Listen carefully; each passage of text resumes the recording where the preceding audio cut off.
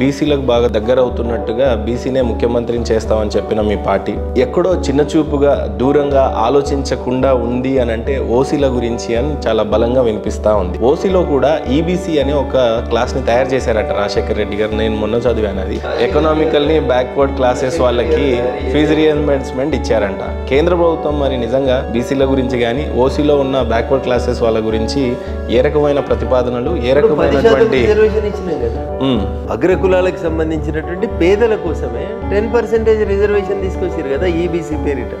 అది నరేంద్ర మోడీ గారి నాయకత్వంలో పార్లమెంట్లో బిల్ చేసినాం కదా మేము. సో అందుకనే నేను పదే చెప్తా, సబ్కా సాత్ సబ్కా వికాస్. అది ముస్లిం ఆడబిడ్డల కోసం చేసిన ట్రిపుల్ తలాక్ అయినా, లేకపోతే అడ్డగోలుగా సంపాదించుకుంటున్నటువంటి కొంతమంది ముస్లిం ముల్లాలకి మౌలానాలకి వ్యతిరేకంగా తెచ్చిన వక్ఫ్ రద్దు అయినా, ఇట్లా ఏది తీసుకొచ్చినా కానీ సబ్కా సాత్ సబ్కా వికాస్ అనేది తీసుకొచ్చినా తప్ప ఇంకొకటి కాదు. ఎకనామికల్ వీకల్ సెక్షన్ కోసం ఈబీసీ రిజర్వేషన్స్ 10% తీసుకొచ్చింది నరేంద్ర మోడీ గారి ప్రభుత్వమే. ఏ రకంగా పనిచేస్తా ఉంది ఇప్పుడు?